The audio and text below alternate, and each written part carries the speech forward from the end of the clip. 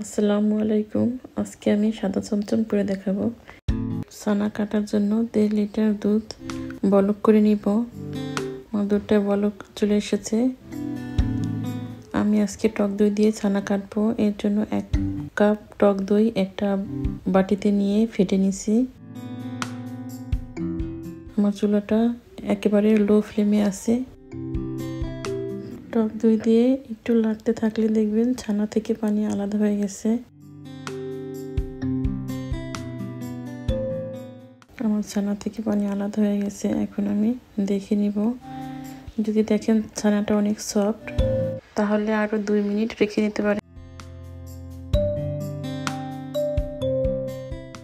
আমার ছানাটা হয়ে গেছে, এখন আমি ছেঁকে নিব এবং একটু ঝুলিয়ে রাখার আগে ছানাটা পুরোপুরি ঠান্ডা করে ঝুলিয়ে রাখতে হবে 4-5 ঘন্টার জন্য। যে পাত্রে মিষ্টি বানাবো সেই পাত্রে আমি 2.5 গ্লাস চিনি দিয়ে দিব এবং দিয়ে দিব 5টা এলাচ। এলাচগুলোর মুখটা আমি ফেটে নিয়েছি এবং দিয়ে দিব 5 গ্লাস পানি। পানি আর চিনিটা এমনভাবে দিতে হবে যেন মিষ্টিটা ডুবে ভেসে উঠতে পারে। এখন আমি চিনিটা গলে আসা পর্যন্ত নাড়তে থাকবো।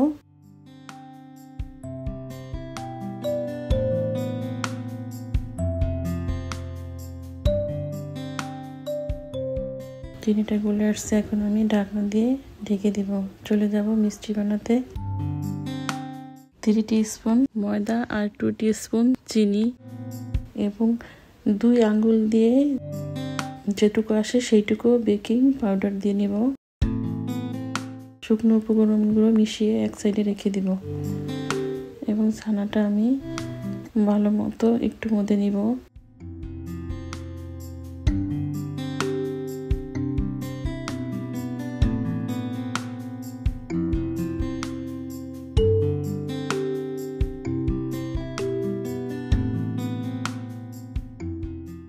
একটু মধ্যে নেওয়া হয়ে গেলে এখন আমি শুকনো উপকরণগুলো দিয়ে ভালো মতো মধ্যে নিব।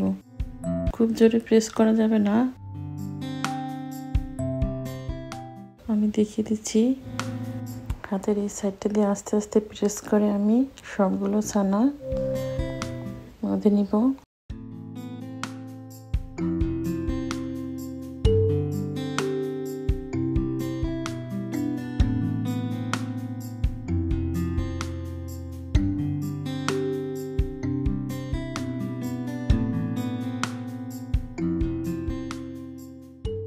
আমার ছানাটা হয়ে গেছে, আপনাদের বোঝানোর জন্য দেখিয়ে দিচ্ছি।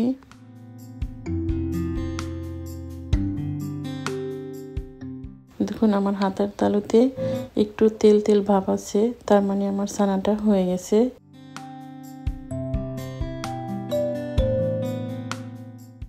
ছানার গায়ে কোনো ক্র্যাক থাকা যাবে না। যদি ক্র্যাক থাকে তাহলে বুঝতে হবে ছানাটা মধ্যে নেওয়া হয়নি, তাহলে আরেকটু মধ্যে নিতে হবে। আমি কয়েকটা বানিয়ে দেখিয়ে দিচ্ছি। সবগুলো মিষ্টি এক সমান হওয়ার জন্য আমি আগেই লিচি কেটে নিয়েছিলাম। এখন আমি সবগুলো মিষ্টি বানিয়ে নিব। ফিরে আসবো সবগুলো বানানোর পরে। আমার সবগুলো মিষ্টি বানানো হয়ে গেছে, এখন আমি চুলায় দিয়ে দিব। এমন বলক ওঠা সিঁড়ির মধ্যেই মিষ্টিগুলো এক এক করে দিয়ে দিব এবং ঢাকনা দিয়ে ঢেকে দিব 15 মিনিটের জন্য। এই 15 মিনিটে ঢাকনা তোলা যাবে না।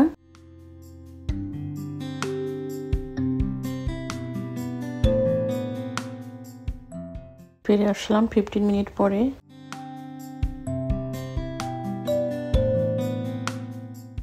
এখন আমি 2 কাপের মতো গরম পানি দিয়ে দিব। এখানে গরম পানিটাই দিতে হবে, ঠান্ডা পানি দেওয়া যাবে না। এভাবে 1 ঘন্টা জাল করতে হবে। 1 ঘন্টায় আমি 2 বার পানি দেব। 1 ঘন্টা পরে আমি দেখিয়ে দিব আমার মিষ্টি কি অবস্থা। ফিরে আসলাম 1 ঘন্টা পরে। এখন আমি একটা মিষ্টি চেক করে দেখব। আমি একটা বাটিতে ঠান্ডা পানি নিয়ে নিয়েছি এবং একটা মিষ্টি দিব। আমার মিষ্টিটা যে পানিতে ডুবে আছে, তার মানে মিষ্টিটা হয়ে গেছে। আরও 10 মিনিট আমি মিডিয়াম টু লো হিটে জাল করে নেব।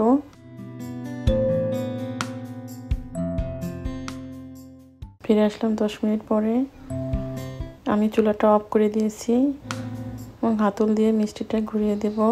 মিষ্টিটা 5-6 ঘন্টার জন্য রেস্টে রেখে ঠান্ডা করে নিব। ফিরে আসলাম ঠান্ডা হওয়ার পরে। এখন আমি মিষ্টিগুলো মায় গড়িয়ে নিব। কয়েকটা মিষ্টি করে দেখাচ্ছি।